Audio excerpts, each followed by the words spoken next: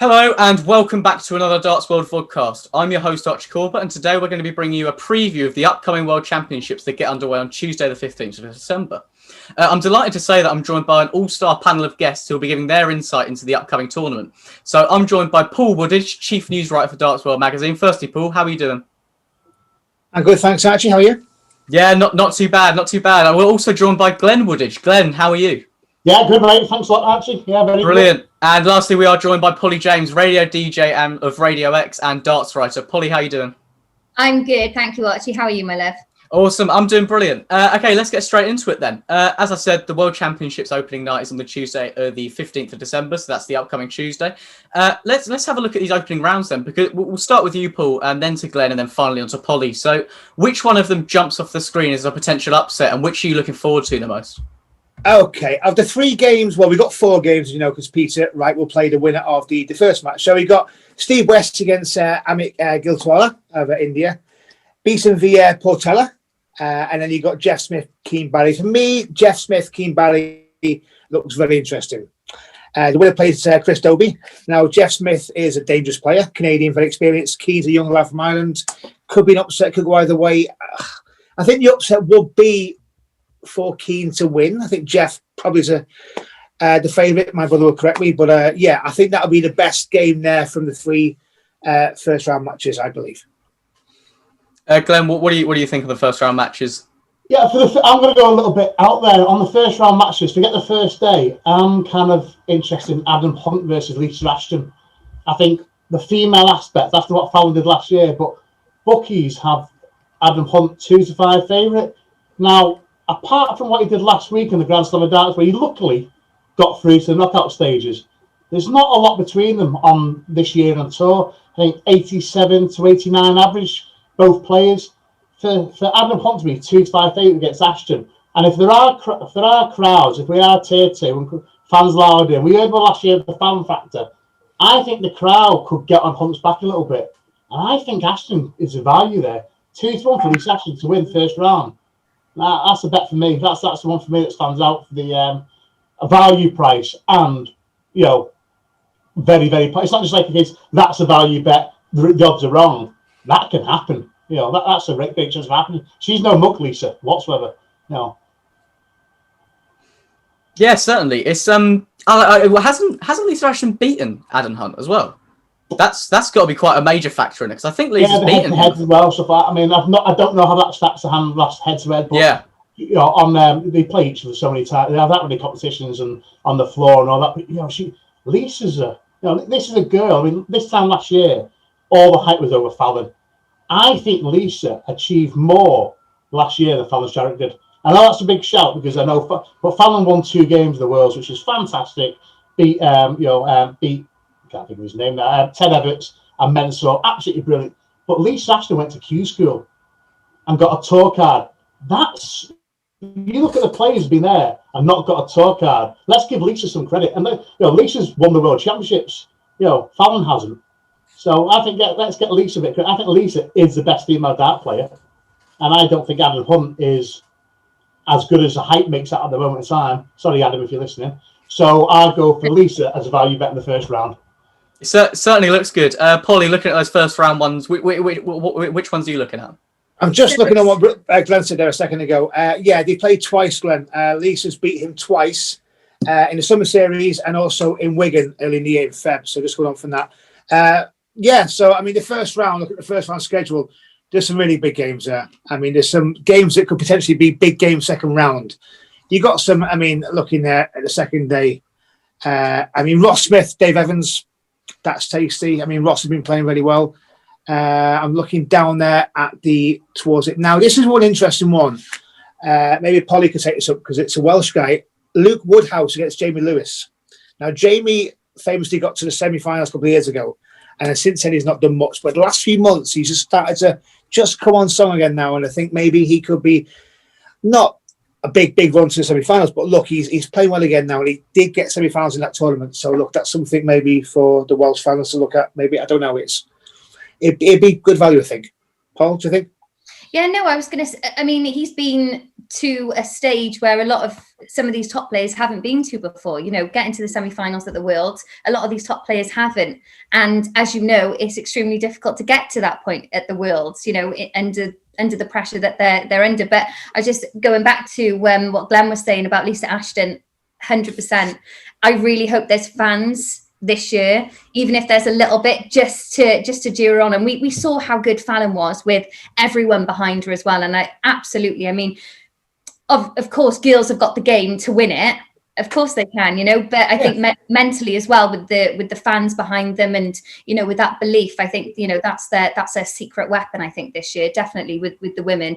But I know that you were saying before, Archie, at the very beginning, you said any upsets you think. I think this World is like the first one to be so wide open. I mean, we've got the first session, and Peter Wright's, you know, God, is he going to come tumbling out the first day? I mean, can you just imagine it? I think if Steve West plays like he did today, Peter Wright would be okay.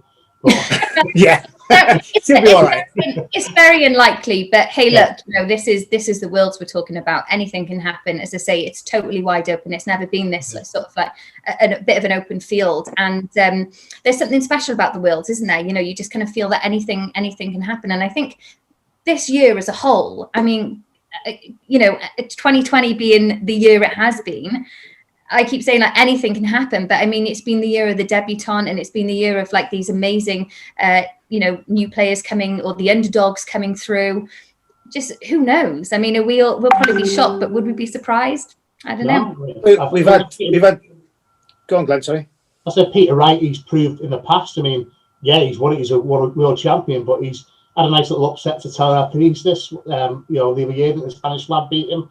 So, you know, he's messed about and changed his stats. And don't forget, last year, he was very, very close getting beat. Was it Noel Macedon, was it, who in the first... They had match starts, beat him in the first round, and he avoided that and went on to win. So I think, you know, you're about Steve West and Peter Wright. If you're going to get Peter Wright, if you get him early, you know, I mean, that's the time. I think as the competition goes on, I think Peter Wright's one of those players. I think he just gets stronger and stronger. And I think he gets more... And, you know, I think over a longer format, to knock Peter Wright out is very hard. But over a best of 5 first round set betting format, you know, I think there's loads of pressure as well for, especially the top 32. You know, they've been put ahead of the field, haven't they? So they put pressure on them anyway. You know, everyone else at the back of the field, they're in the Worlds. It's exciting for them, isn't it? But you know, the other guys is sort of like, well, we have to perform here. We've been given a bit of a head start type of thing. And like we've seen, like with Gezi, obviously last year he got to the semis, but before he was just notoriously so bad at the beginning of the stages. And I mean, look, you get knocked out, you're out. You're done, you know. I think with Gezi as well, he wasn't a great set player, and I think he's improved that now. Obviously, with the Grand Prix, I think that's a mentality going to a set play from match play. You know, maybe James Wade, he's never won the Worlds, but you see he's won everything else. So maybe that mentality from sets to legs plays people's minds. What we haven't talked about though, I think it's massive this year, is a change of format. There's no longer in the last set. Sudden death, you have to win by 2 legs. Now it's that's a big change. So I had a chat, found out the rules. So whoever throws first throws first in the last leg. So it's not like you at 2-2 you don't throw for the ball again. So if you lose the ball in the back room, you're under pressure. So if you win the ball, just hold your own throw and you freeze the next round. You don't have to break it. It's not as easy as that. You can do that. But I'm just saying, I say to some mates of players, I said, you go out and you hold your own throw in 15 darts. You know, for someone to break you 9 or 12, it's a big ask. You know, it's a big ask to go and break your throw. You hold, any player who holds darts in 15, more likely than not will be big favourite to win most legs he play. You know, it's very hard to break in 12. Let's look at Price. I mean, Price will play the winner of Woodhouse or Lewis. Could be an all Welsh second round. Yeah. Now Price. Yeah, Price is brilliant. I mean, look, he like Glenn said, he won the Grand Prix. Now it almost felt like he didn't really do much in the players, and I think it kind of said to me in the players he was already thinking about the Worlds. Right? He won the Grand Slam last 2 years. He won the Grand Prix, and then he hasn't really played anywhere near what he can. And it's almost looking like since October he had 1 eye on the Worlds. Now we know the big 3 favourites. We know it's him. We know it's Price, Van Goghen, and Wright. And obviously Van Goghen's right in the mix after winning the players. So that could be. Look, I don't think Price will have a problem with those 2 players. I think he'll get past Lewis or Woodhouse. But they're all banana skins. And if Price isn't on it and one gets an early start, it is a lot of pressure on those 3 players right now. Yeah. So it'd be interesting to see what, if Price is prepared for it. I mean, you know him better than us, Paul, so, I'm sure he is. I think with me, obviously, I'd love Gezi to win. I just posted on my Twitter then, actually, it was a year ago today. I saw him, he was at an event that I was at, and I said to him, right, I put £1 on you to win the world, and actually he goes, well, I just got to get past that first round, which he did, thankfully. He got to the semis. I think this year again, is he the number 1 informed player at the moment? I'd say, definitely top 3 he was. And then obviously a lot of people think maybe he's burnt out a little bit. I was reading Phil Taylor and his sort of preview of the Worlds, and he thinks maybe he's burnt out a little bit. And I think Gez, in his own admission, he felt even a little bit burnt out the last couple of weeks. But, it's, as we all know, like, it's such a grueling schedule, the whole darts year and the calendar.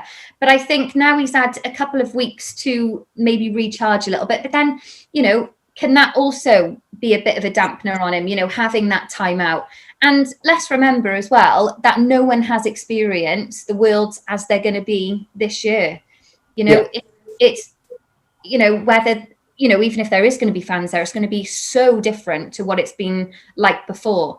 And we know it's a grueling process with the set format as well. Gez, even though he's getting better at the format with the Grand Prix or whatever, but he still doesn't like it that much. He says he's cracked it, but he's done it that one time. Yeah. I think you got the nail spot on the head, hit the nail on the head as well when you said about burnt out. It was by his own admission. He got about not doing a lot. We got to the semi-finals and he was just knackered. He just basically said he didn't really, and that's on the back of, they have these like 5 witnesses. They have these days in commentary. So, and they have to bubble, they have to be there 3-4 days. And he's in the World Cup. So he's pretty much gone for like 20 consecutive days where he's playing darts all the time. He's got, got a family. He wants to go home. His players got to stage. This rest might be massive for Goghen. He might come out for the World totally refreshed. Had 2.5 weeks off, 3 weeks off, and he's ready to go. Big time. He'll be prepared. He'll be prepped. I mean, is he? Who's the fav then? Is it MVG the fav? Yeah, it is MVG because he won the Players Championship basically in his coming. He went out to about 7-2 at some stage in November. Then he won the Players Championship. Mervyn King nearly beat him. Now, so let's just say Mervyn King hit that, won that game. Van Gerwen is not the 2-1 favourite he is now. He's probably about 3-1 shot, 11-4. So, but because he's got that trophy back in his hand and he's back in the winners' podium, that's massive for someone like Van Gerwen, who's a confidence player as well. It's huge for Van Gerwen to actually. If he's won, maybe he would be a bit bigger to start, but now he starts believing himself, Van Gerwen.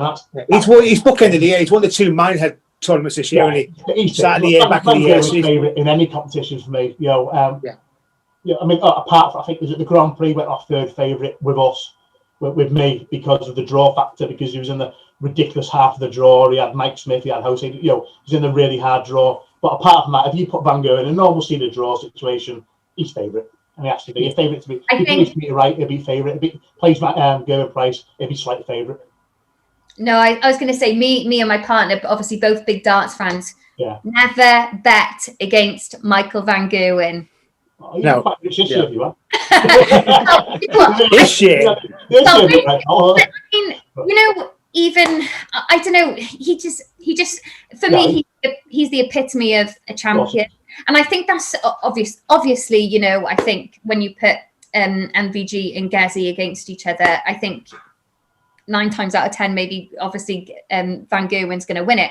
But I think the difference between Van Gerwen and Gezi is Gezi, unfortunately, and I'm sorry to say this, Gezi, but sometimes he does bottle it. And the problem with him in terms of like a championship mentality or a champion mentality is that I think he blows the game a little bit too late, and it's too late for him to pull it back. Sometimes he can pull it back, but obviously within the set play, it's going to be a lot harder for him to do. Michael Van Gerwen, he's been there. He's been on the big stages. He can perform under pressure. He's got that champion mentality. And I think that's where he kind of like nicks it a little bit. So, for me, going back to Gezi's, he's got the game to win it. He got the mentality to win it as well. I say he has now. I think with Gezi, he didn't have a great head-to-head against Van Gerwen. Then he beat him. And then he went and then he had a good, you look at the head-to-head for the very first time he beat him, it's very impressive.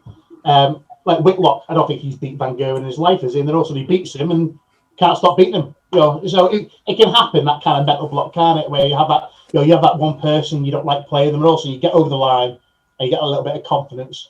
Look, do you know how tight it is, Glenn? What overall?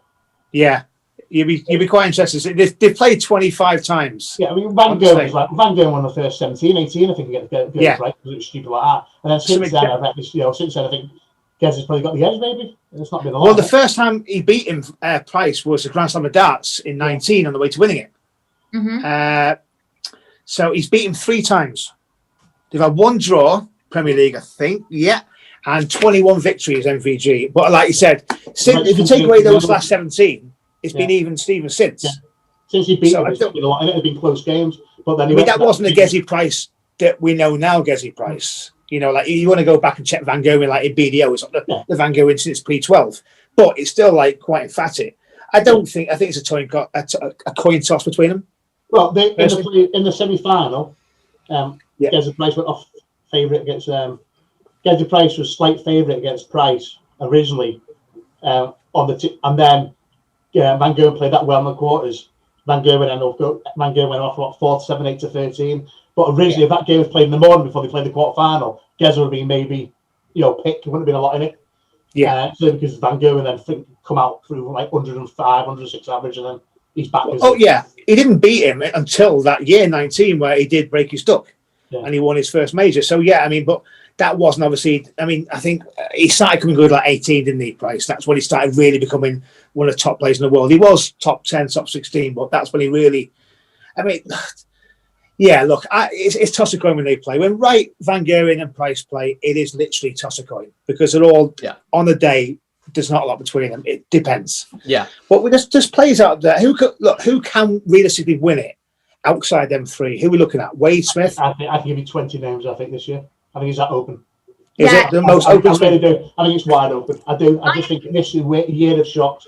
I honestly, give you like Rob Cross, former world champion, horrific form, 50-1.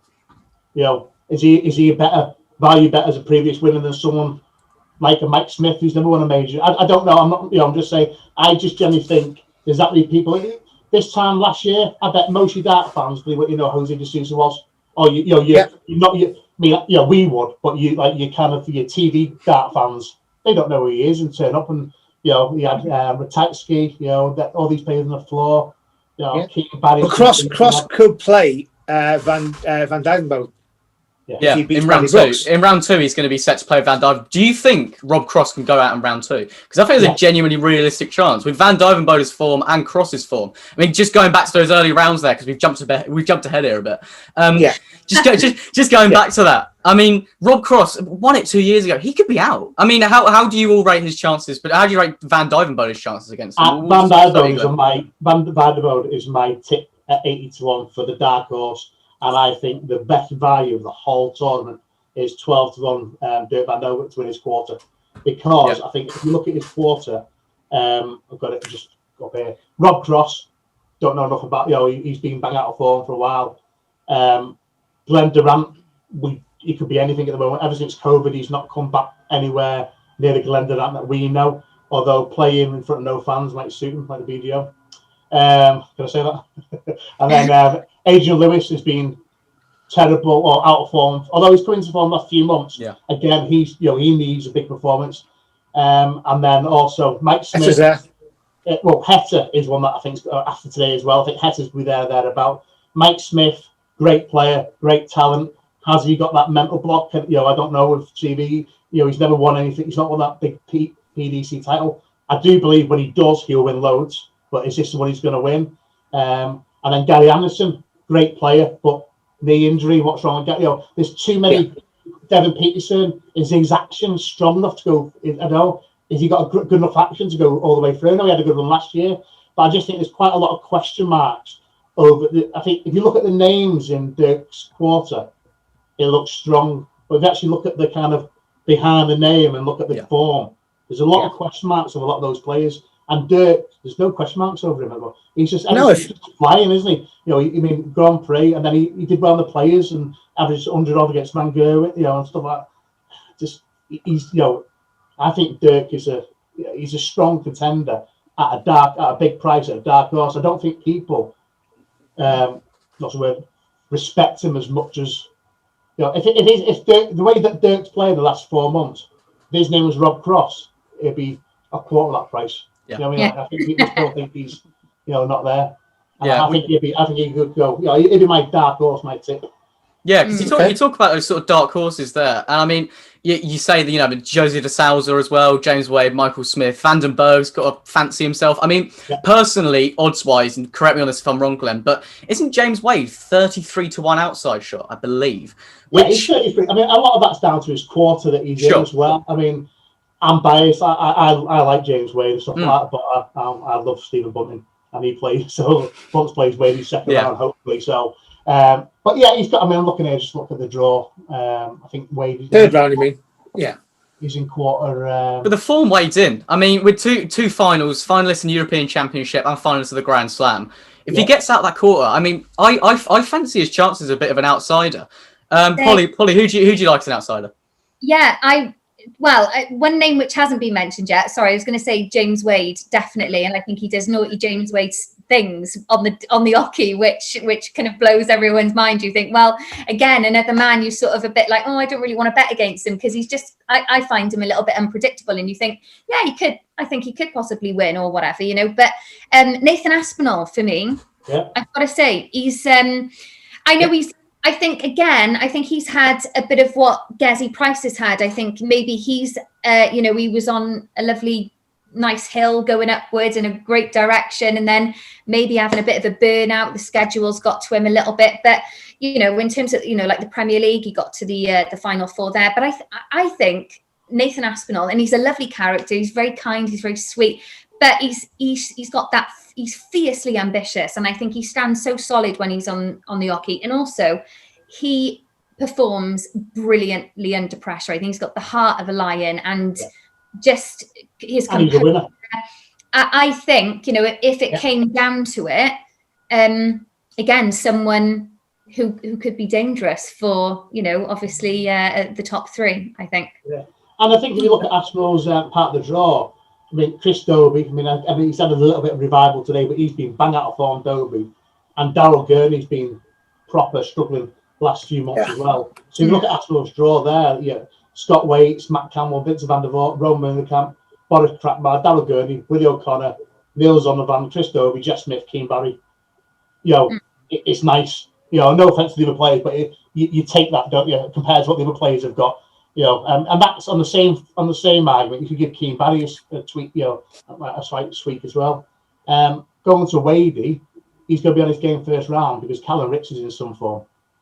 Callum Ricks is playing really well. And Wadey play him first round, and he's playing some good stuff in the Winter Series and in the Players Championship. So he'd have to be on his toes there. Make sure he turns up straight away. Rich should win. Yeah, Rich should beat James Bailey, but I'm saying they play James Wade. Saying it'd be it's not, again, gone the days where you turn up in the first round, you got a nice couple of easy games to get yourself in. If you're not on song straight away, you're out. As that, isn't it? Well, did he push? Was it Peter Wright all the way? Does it take time? Yeah, Peter Wright. In the players. Played well, and he had a good witness here as well. So again, these players, a lot of these players are excellent players on the floor, and they just lack a little bit of stage presence. Like Jose de Sousa being the perfect example. Right? And then he gets on stage, finally does it. Retires to be the next one, and then once you start winning, these kids are good. Callum Ricks is a good player. Well, James Wade is with Mac Elkin's stable, and we look at them what they've done this year. So I mean, Mac Elkin is pretty much cleaned up this year with Dimitri, with Glenn Durant, with Sousa, and obviously James Wade. So this will be the year James Wade wins the Worlds when he's with Mac Elkin because he seems touched as a goal now. But I mean, James Wade, I'd like to see him. I mean, we know him personally.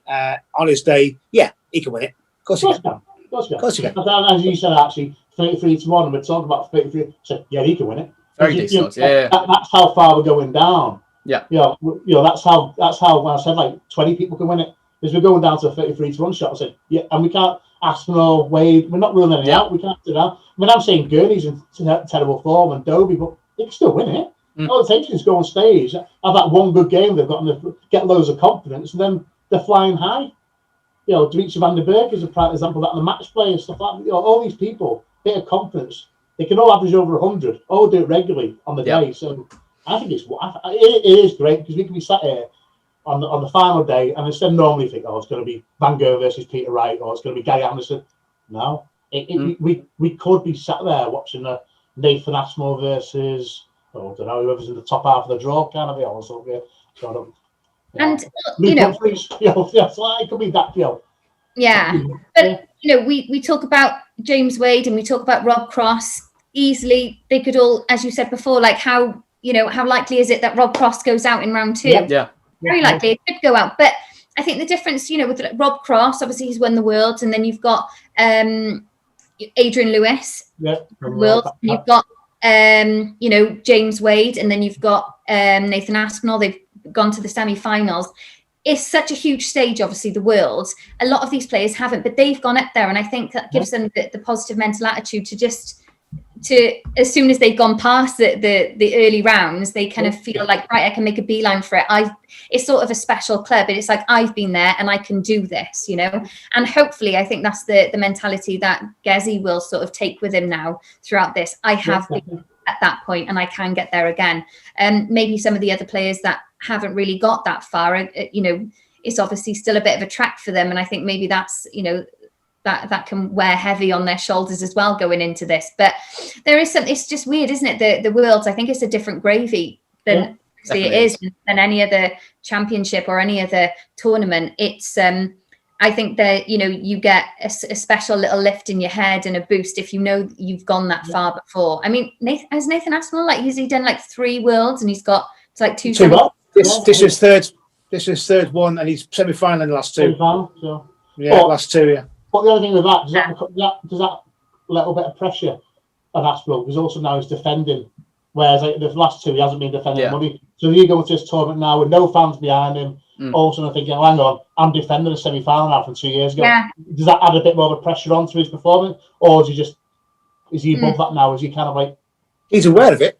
Yeah. It's just a question if he's progressed as a player to be able to deal with that pressure coming into the Worlds. Now he's had a couple of World Championships where he's proven himself to be amongst the best. That's what's going to be the big test for him, and whether he can go far in this tournament. So, welcome back. We were just on the topic there of dark horses and outsiders in the tournament. I'm going to go through each of you, and I want one name as to who isn't one of the big 3 for who could win this year's World Championship. So, we'll start with you, Paul. Who do you think, if you had to pick one of those, I mean, we've listed maybe 10 players there as to who could win it? I'm going to go, there's 1 or 2 in my head. I'll go for Dimitri. I think he's had a great season. He looks focused. He looks like the real deal now. Some of the performances he put in this year, it's not just the match play which he won in the other tournaments since then. He's got everything in these temperament, mentality now. He was a bit of a joke, and you saw him in the Worlds a bit with the World Cup with Kim, and he saw the serious side of him. I think he could go very, very far. I think he will win it one day. Could be this tournament. Maybe that's my outside pick, actually. Well, that's it, yeah, because the talent's there to see. I mean, he showed it in the World Cup, and his form was unbelievable. Let's move on to you, Glenn. Who have you got, and odds-wise, who would you go with as well? Odds-wise, Dirk van Dobe, as already discussed. Big Dirk, I think 80-1 in that quarter is massive. I do think Damon Heta, again, a big price in that same quarter. For the reasons I mentioned before, I just think the quarter's a little bit weak with performance and current form. So that'd be my 2. Dirk and Damon would be my 2 at big price. Sure. And on to you, Polly. So a name that's not Michael Van Gogh and Peter Wright or Gez. Really Welsh. First of all, Lisa, I want to give a shout out to Lisa. I think she's going to be awesome, but not my pick for the win out of the top 3. But I am going to say Nathan Aspinall. I think he's got just about the right amount of aggression and composure to produce a world-class package as a darts player, and I think he just keeps getting better and better, and the confidence that he's got, I think he's going to be dangerous for anyone who plays him. Certainly, yeah. If any one of those players were to win it, we're in for quite the World Championships. Let's move on to those three players that we were alluding to, because you can't really talk about the World Championships without sort of deep diving into each of those. So we'll start with Van Gerwen, the favourite. Coming off of that Players' Championship win, his form is almost like he's hit form exactly the right time, despite having quite a subpar year. We'll start with you, Paul. How do you rate Van Gerwen's chances? He's bookended the year, so it's very hard to say sometimes. Look, he was fantastic in the Players. He was brilliant. He was great in the UK at the start. In between, he's been up and down. Now, towards the last 3 or 4 months, we've seen bits of what he can do, but not consistently enough. You know, he went to the final one. I think he's had 2 weeks now. He's gone back. He's obviously hit the practice ball with Vince van der Voort. We've seen that on social media. If he comes into the tournament with any kind of form like he did in the Players, yeah. I think he's a man to beat still. I do think he's a man to beat. He's won it 3 times. He's hungry. He's got that, like Glenn said, he's back in the winner's circle now, bit between his teeth. He's got that monkey off his back, which has not won anything since March, big on stage. And for him, for 8 years, that's long as he's been without actually winning a major on TV in 8 years. Big thing for him to win that Players. So before that Players, I'd have said Price, right? Now I'm saying, yeah, he's the man to beat. I think, yeah, I would say so. Sure. Glenn, on to you, because obviously self-admittedly he hasn't been in the best form this year. Do you think this is the time for him to turn it around after that Players' Championship win? He's the best player in the world, so he can win it. He has to be able to back him at 2-1, not with your money. That's my, so he can win it, of course he can. We can look stupid at the end of it. He can trophy his hand and jam the third. I can say, wow, best 2-1 shot in the world. He's absolutely won dead easy. But at this moment in time, there's going to be better value out there. You're going to be looking at other players in his draw. I said, straight away, Polycat win. It means Johnny Clayton. Johnny Clayton beat him, wasn't he? So Johnny Clayton beat Michael Van Gerwen. He's got Joe Cullen. Even like Van der Berg's in that half of the draw, Luke Humphreys, Danny Noppert steady. I just think there's enough banana skins early on that he could struggle against. And although he's playing well, he still gave Mervyn King a chance, didn't he? Yeah. He's not bashing people away as he was. He's still giving people chances at him, and I think players believe they can beat him. I don't think people, and the old Phil Taylor, the advocate that he was like beat on the practice board, he used to beat, before you come in, Taylor had you beat. I think that aura of Michael Van Gerwen at this moment has gone. I don't think people are scared. I think people want to play him. I think people want to play the best. Whitlock's like, bring him up. I think people want to play Van Gerwen, and for that reason, I think yes, he can win it, but not for me at that price. So, Paul, do you think he can regain that aura? Do you think he can regain that almost unbeatable element to him? I think, as I said before, I don't ever like to bet against the big green machine. But I think, a bit like what Glenn was saying, Michael Van Gerwen's got a target on his back now. People want to play him. People believe that they can beat him.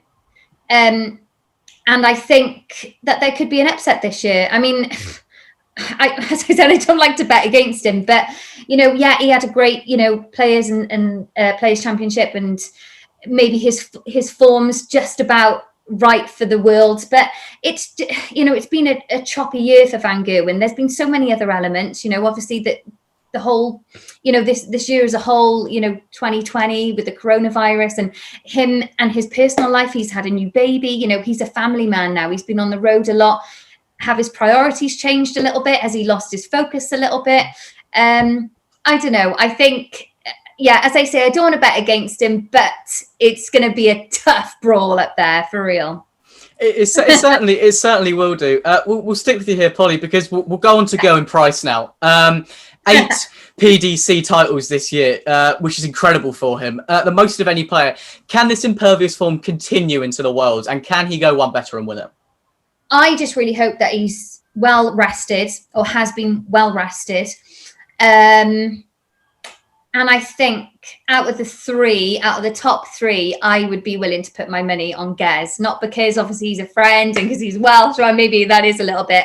But no, I hope, for me, I always know when Gez, we can see obviously when Gez is sort of like choked a bit on telly, or when we're watching him live and we see him bottle it, and then it's a little bit too late for him to sort of to rein it back. I just hope if he has a wobble up there perhaps, and if he loses his direction slightly, he quickly refocuses and brings it back. And I think if he does that, then he can win. Obviously, the early rounds is, set play. He doesn't like set play, and it's such a short set play as well.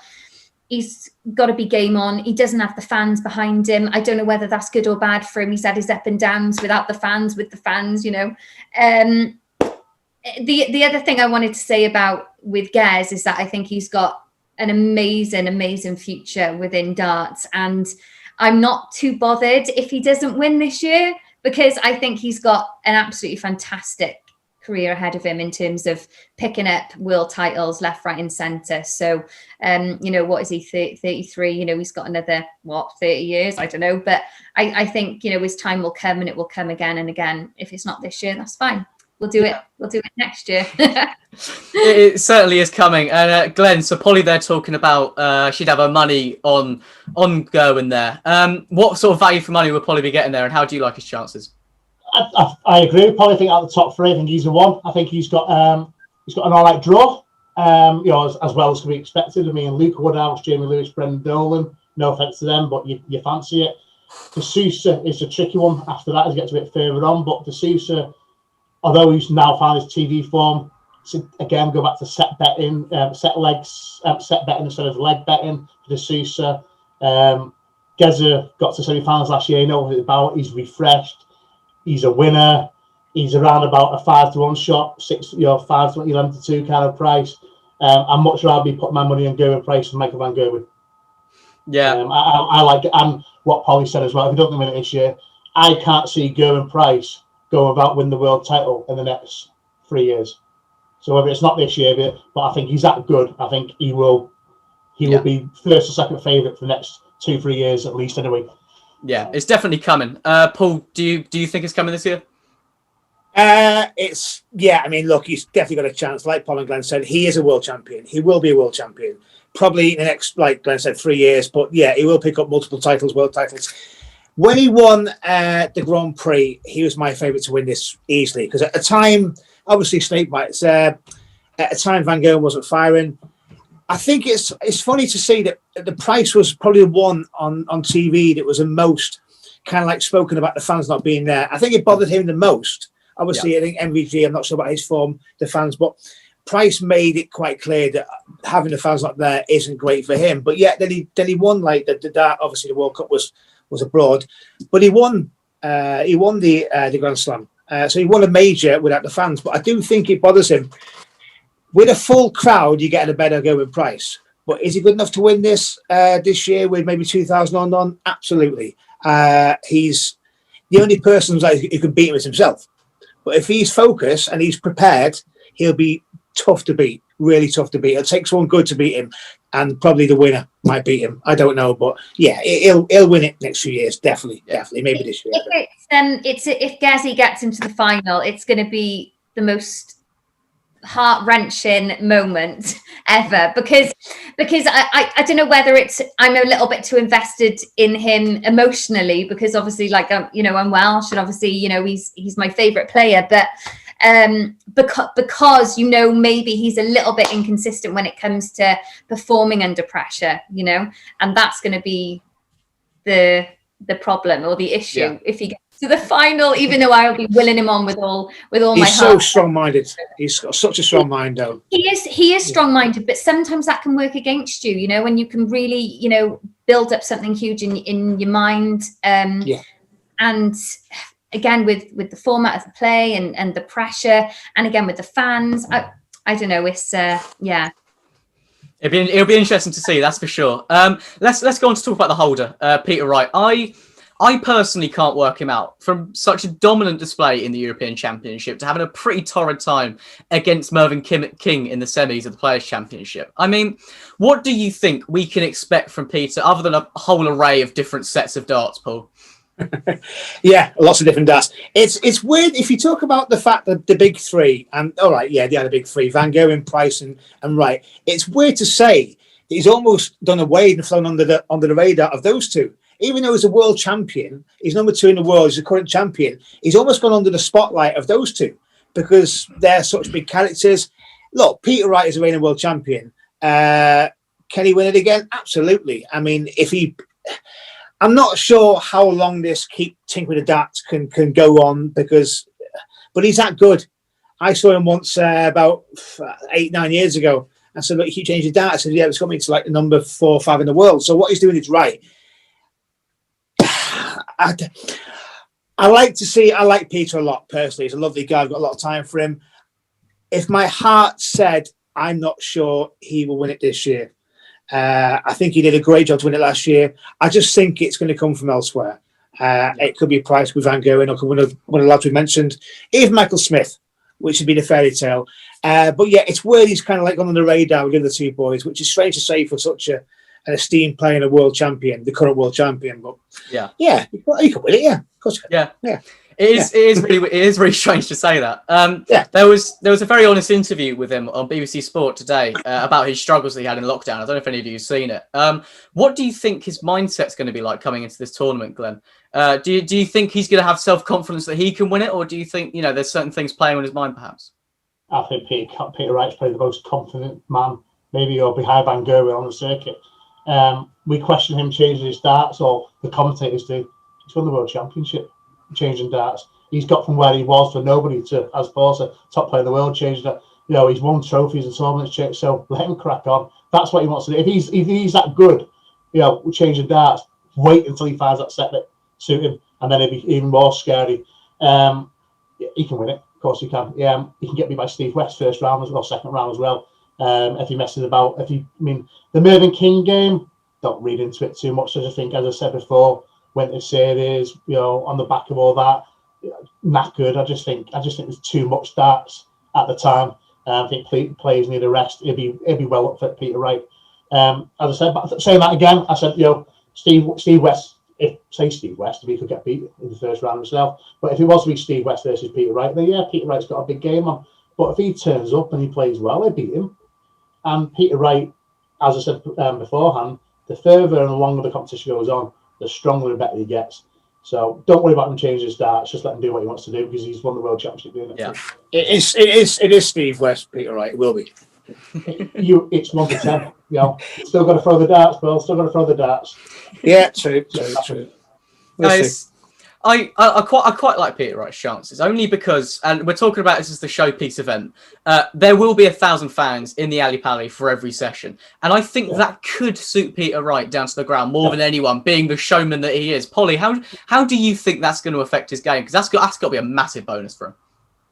Yeah, it's funny because Peter Wright is a very endearing, intriguing man. I have to say, he's as very theatrical and colourful he is, he's very reserved actually when you meet him, and he's he doesn't really get into the hype of everything, and I don't think when we see other players when they're under pressure, Michael Van Goghen pulling up his socks and Gezi getting sweating out and everything, I don't think you see that a lot with Peter Wright, and I don't think the pressure really gets to him, or maybe he just doesn't let it get to him. As I say, he doesn't read into the hype about it. Yeah, he does. Does he give an arse that everyone's talking about him changing his darts? Probably not, But I think he loves, obviously, the crowd cheering him on and things like that, and he is a crowd favourite as well. He's a crowd pleaser, and people will get behind him. And I think he's shown that he can perform with fans and without fans. It's his title to lose this year, or should I say next year? And I think he'd possibly be my number 2 out of the top 3. It's interesting. So we've spoken about potential upsets, we've spoken about dark horses, and we've spoken about the 3 favourites. Now, from each of you, I want one name who's going to win this year's World Championships, whether it be out of those 3 or out of the dark horses of who we mentioned earlier. I want one name. We'll go back to you, Paul. Who's winning this year's World Championships? Cheers, Arch. Who am I pound beyond? Yeah. Based upon the play championships, because obviously you go at who's in form. Before that, I would have said Price. Today, on the 11th of December, I'm going to say Michael Van Goghen will win his 4th World Championships, but it's going to be a hell of a World Championships. Like Glenn said, it's going to be... So we haven't even mentioned Glenn Durant. He won the Premier League, and no one's mentioned him yet in this hour. Yeah. So that's how high the quality is. But yeah, the man who beats Van Goghen wins it, if Van Goghen doesn't win it. Yeah. That's what I think. Fair enough. Unless it was that second round, then I'll retract that. Yeah, Michael Van Gerwen on current form. Yeah. Go on, Glenn. Who do you think? Oh, I don't know. I love to see Mike Smith do well. Yeah, he would be the one I've got a gut feeling for. Obviously, I love Steve Bunting to go and win the competition. I've said, let's have a look here. I will go for just because I'm going to take Van Gerwen on. I'm going for Dimitri Van den Berg in his section, because I think Van Gerwen is not winning. Certain. Yeah, I don't think he's as certain. And I think Van den Berg will play. Van Gerwen, and if he beats him, I think he'll get loads of confidence from it. And he's already a world match play winner this year, and you can go on. With it. But that's with absolutely no confidence whatsoever. If you ask me who I like to see win it, I like to see Luke Humphries do well, Mike Smith, Steve, quite a lot. Gary Anderson come back with his knee and do well. But Dimitri Van den Berg is my tip. Yeah. Paul, do I even need to ask you, or I mean, surely. Anybody Welsh? I don't want to be too predictable here, but look, I think if Gezi can get out of round 2, which I really hope he can do, as I say, with renewed focus, he's had a rest, and maybe he's evened off a little bit the last couple of months, but I think with the form that he's in, I think if he gets out of round 2, he's going to be my pick. Look, we're Welsh and we dare to believe, and I think maybe 2021 is going to be Gezi's year. And am I right in saying he actually can't get to number 1, can he now, or can he if he wins the Worlds? I think Peter Wright depends what Van Gerwen does, doesn't it? Yeah, I think Peter Wright can. I don't think Gezi can. I think it's 1 or 2, isn't it? Let me just see. My pick would have been Geza Price as well, but I knew Polly was going to pick him, so. I've got a Welsh dragon. Not for me. I've got a Welsh dragon tattooed on my arm. You can see that. Not because I'm Welsh, just I'm going to just have a look. I've got a kangaroo in my arm, but I'm not picking Simon Whitlock, am I? That is true. Oh yeah, I'm picking David Hector to do well as well. So. Right, so Gerwen Price is on 8.32. If he wins, he goes up to 1.3. How much is MVG defending? He won it in 19, didn't he? Yeah, he won it in 19. Yeah. So Gezi Price could win it if MVG goes out early doors, like you think he might to Dimitri. Yeah, no, because he's defending. He's defending the title sitting 19. Yeah, he loses money. So the only 2 places above him is Price or Wright. Can go number 1. Yeah, he can do. So yeah, if he goes out early and Price win, they have to win it obviously. But yeah, Price can go number 1. You like that, don't you, Paul? I mean, that would just be like, can you just imagine a double whammy, like knocking? It'd be like Christmas for you, wouldn't it? And Clay, imagine if you won the World Cup of darts as well. What happened there if you won the World Cup the same year? What did he play Johnny Clayton in the final, Polly? Oh, can he play Clayton in the final? Yeah, if Gerwen Price played Johnny Clayton in the final, where's your Lions then? Who's more Welsh? Yeah.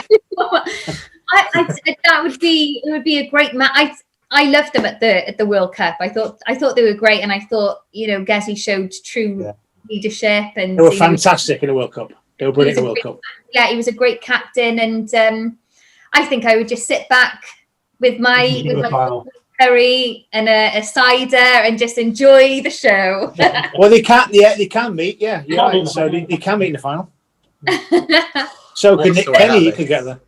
Yeah, that is still all happening. I mean, like with this year and the way that the PDC have been putting on these events have just been remarkable, I think. So yeah, it's lovely that Christmas 2020 can still happen with the darts ongoing. So well, we hope so. I mean, look, we know it's 15th. It starts next Tuesday. There's talk about lockdown on the 19th, but Tier 3 for London. If that does happen, obviously that means is it 2,000 fans at your 1,000 fans? So I was going to go on to say that because we're getting 1,000 fans in back for each session at the Ali Pali. I mean, how much do you think that's going to change it? Because having no fans in, obviously, players have spoken about how bad that is for them.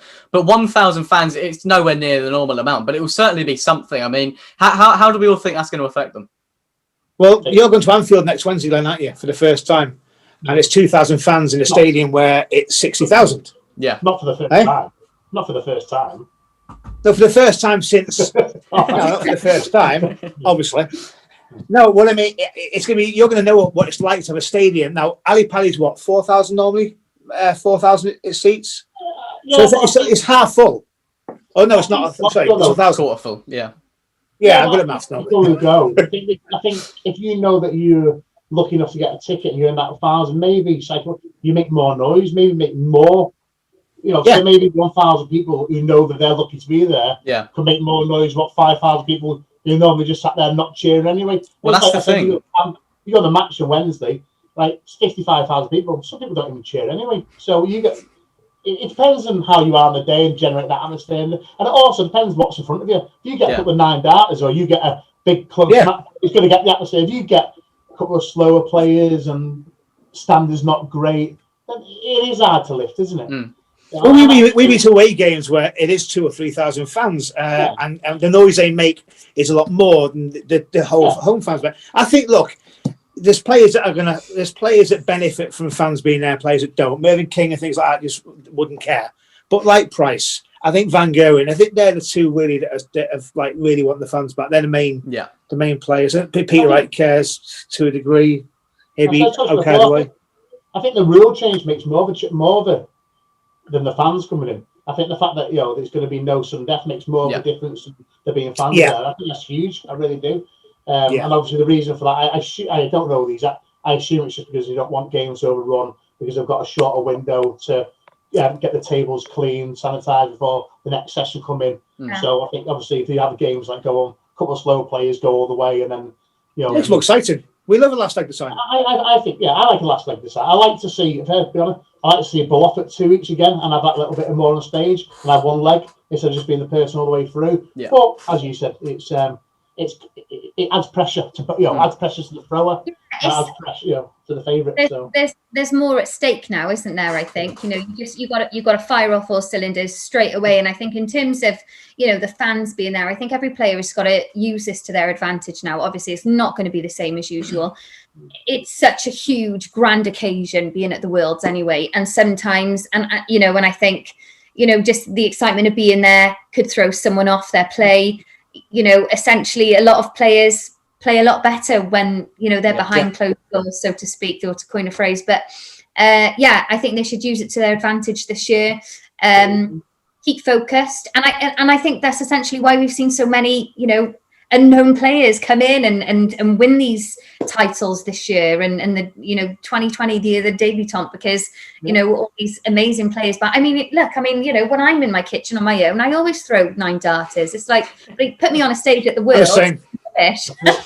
I just did one there in the break when actually the new I just threw 9 darter quickly. And, so I think it's been a great leveler. We've seen say Durant, De Souza and Dimitri all win majors for the first time. Now, this must be said about would he have won it with fans? Yeah, I think they would have been. It's been a great leveller, I think, this year.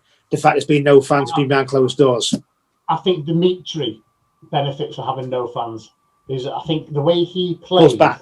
He's a bit of a diva, so to speak. He'd pull up, he'd take his breath, he'd take that an extra 20, 30 seconds. Like Rob Cross does on the last start sometimes. Now, if you've got fans, they're getting you up. After a few drinks, I think they're getting you back a little bit more. Whereas he's allowed that kind of time to kind of take back, set himself with no pressure from the fans. So I think it does suit some players not having those fans in. I think we've not mentioned Ian White at any stage. Now Ian White on the floor is a genius. Look how good he is with no fans, no pressure. He just doesn't seem to do it on TV. But here you go, Glenn. We've not mentioned his name at any stage of Ian White, and he's a good dart player, isn't he? Ian White. The game. This is Ian White's 10th World Championships, right? He had one quarter final in 2014. He's not got past the 3rd round in the other 9. No. He's a world-class dart player because he is. Absolutely. Look what he does on the floor regularly. He's brilliant, isn't he? And that's in front of no fans, and that's in his own space. So, Yeah. But that's weird. So you would have thought for someone like him of that caliber, and we have seen him win in Europe. He's won European events. I think 3 European events in 3 months a couple of years ago. But one quarter final in 9 years and only the 3rd round. Yeah. I mean, he's better than that. But that's. I'm better than that. You know. Okay, let me ask you this question. Well, maybe not. Who's going to be that unknown player that gets to the semi-final? Because there's always one, and now he's a household name 2 years later. Like your Lewis kind of thing. You mean like a Jamie Lewis story? Yeah. Okay.